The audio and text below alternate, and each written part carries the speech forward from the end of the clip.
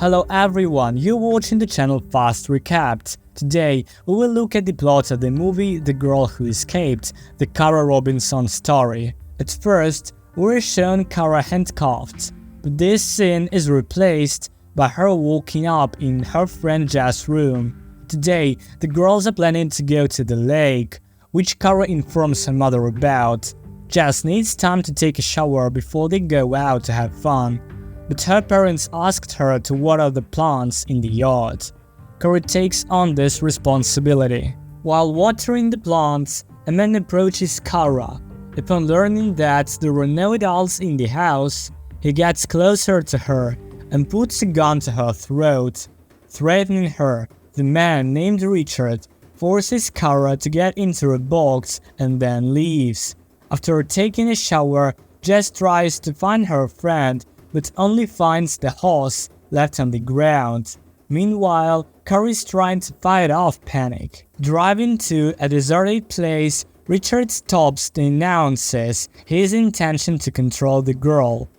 He plans to tie her up and gag her, and he warns her that he always has a gun with him in case she resists.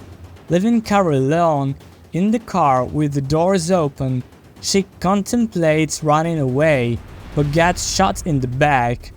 Playing this cruel scene in her head, Kara decides to wait for another opportunity and complies with the kidnapper's demands. Richard locks her back in the container and continues his journey. Meanwhile, a worried Jaz calls Kara's mother, Deborah, wondering if Kara went away for some urgent matter. However, that is not the case. Deborah tries to contact Kara's boyfriend, Ryan, but he also has no idea where she is. After bringing Kara back home in the box, Richard releases her and leads her to a bedroom with a bed where Kara notices various accessories. Richard has his own rules. First, he always carries a gun with him. Second, Kara must address him as daddy. Third, she's obligated to obey all of Richard's orders. And fourth, the violation of these rules will have consequences. After sitting Kara on the bed, Richard starts recording all of Kara's personal information. In Kara's mind, she must simply follow the rules, wait and survive. Deborah calls her ex-husband Ron, who also hasn't heard from their daughter. There is no doubt now that Kara has been kidnapped, but the police are not eager to organize a search, believing that the girl may have run away without informing anyone. After telling them to wait until Kara calls, the police officer leaves. After Richard takes Kara to the shower, he initiates a conversation about her studies. Kara, on the other hand, tries to gather as much information as possible about her abductor and keeps the conversation going. She learns that Richard graduated from school earlier than his peers and later joined the Navy, but left after 9 years of service without waiting for a promotion.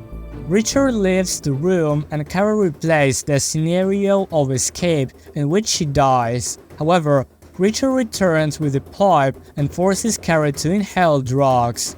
He promises to release her once he's done with her, but warns that if she goes to the police, she will forever be labeled as a rape victim. After his words, Richard sits Kara in front of the TV and turns on adult movies. Meanwhile, Deborah is making frantic phone calls to anyone she can reach. Based on the information they have, a neighbor saw a black car when Kara disappeared. Evening falls and Kara asks to use the bathroom. Seeing the window in the bathroom, she feels a glimmer of hope, but Richard does not allow her to close it. Richard continues cooking dinner and Kara, pretending to help, starts sweeping the kitchen while secretly memorizing personal information about her captor. Deborah goes directly to the sheriff, who promises to involve the best people to find Kara. However, from the sheriff's smile, it's clear that he doesn't believe in the abduction and thinks Kara may have gone somewhere with her friends. Back at the house, Richard turns the TV on again, saying, "Let's see if anyone is worried about you." The news shows the search of Kara. Richard continues to psychologically pressure Kara, claiming that nobody loves her and that her disappearance may have gone unnoticed. He then grabs her and takes her to the bedroom. Richard needs to make a call, so he gags Kara and locks her back in the container. Kara experiences a severe panic attack, struggling to breathe and barely getting an oxygen. Richard removes the gag and warns her to be quiet. After making the call, he praises Kara for her obedience and gives her a pill. It's time for bed. In the bathroom, Kara attempts another unsuccessful escape. Richard chains her to the bed and tells her that they have important things to do the next day before going to bed himself. Kara wakes up before her abductor, giving her an opportunity to free herself. She manages to unfasten the chains and free her legs, and silently leaves the house, savoring the taste of freedom. On the road, she stops a passing car and asks the driver to take her to the police station. There she tells the police about her abduction, explaining that she was forcibly taken and raped multiple times under the threat of murder. It has been 18 hours since the abduction, and she doesn't remember the specific address or the person who drove her. But Kara is determined to seek justice at any cost. Taking control of herself, she accompanies the police to find the apartment. Everything in the area looks similar, so they decide to seek information from a local resident. With the details about the kidnapper's apartment, the resident recalls a similar description. The police officer contacts the dispatcher and sends a surveillance team to apartment 301, while taking Kara to the police station to reunite her with Deborah. Not observing any activity in the apartment, the police decide to enter.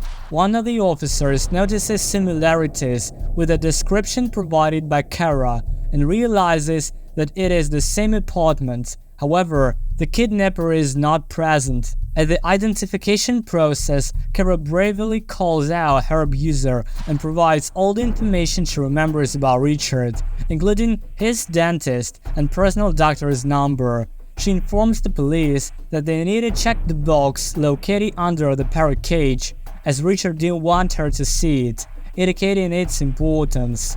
Inside the box, the police discover clothes and newspaper clipping about missing girls. The search for the kidnapper intensifies, but Richard's trial has gone cold. The sheriff delves into newspaper archives and learns that the maniac has a long history of victims. Richard would abduct girls right from their doorsteps, keeping them captive for several days before drawing them in his bathroom and disposing of their bodies in the swamp. Kara's friend and boyfriend visit her, but she is still deeply affected by the ordeal. She requests her mother to take her home, seeking some semblance of peace, but the house is crowded with policemen. Everyone is restless except Kara, who seems to have already found her inner strength and remains unfazed by the behavior of those around her. The police contact Richard's wife, who reveals that she had no knowledge of the person she lived with all these years. The only person in Richard's circle who appears rational is his sister. Upon learning all the situation, she admits to suspecting her brother's mental instability and informs the police that he checked into a hotel under her name the previous day and has been in contact with her since. As Kara binds farewell to her friend, she meets with the sheriff, who, like everyone else, cautions her against leaving the house until the criminal is apprehended. "Can you blame me?" Kara retorts, emphasizing that she is now safe at home solely due to her own efforts. She knows that she must take action and prevent others from becoming victims. Before the police can capture Richard once again, someone from his family alerts him that they are coming for him. Another officer approaches Kara not to inform her that she is a victim, but to acknowledge that she is a survivor, thanks to her own determination. She has saved her own life and will play a crucial role in apprehending the criminal and preventing future crimes. The police manage to trace Richard's call, suspecting that he is planning to meet his other sister. They establish contact with her and learn that Richard has arranged a meeting at a cafe. In the evening, while Kara plans to go to a baseball game with her friends, Deborah hesitates to let her daughter go, expressing concerns about her safety. Immediately, Kara breaks down. All her confidence and steadfastness is a defensive reaction. The girl is just trying to live on as it was before, as if deleting those fateful 18 hours from her memory. She can't let Richard take away her normal life, along with her innocence. Being in positions, the police notice the criminal and begin the pursuit. Having concerned him, Richard pulls out a gun and, afraid of the consequences of the crimes committed, commits suicide. Meanwhile, Kara enthusiastically watches her boyfriend's game. The next morning, Deborah prepares breakfast for her daughter, satisfaction evident on her face, which Kara notices. Only now does the girl find out that Richard committed suicide yesterday. Angry, she runs out into the backyard. The sheriff approaches them and Kara opens up to him, expressing her anger towards her abductor. All these days, she was waiting for the capture of the criminal. Kara wanted to meet him in court and tell him everything she remembered, so that Richard would realize, as he looked at her, that he had made the most terrible mistake in his life and deserved to rot in prison for many years. This was supposed to be Kara's absolution.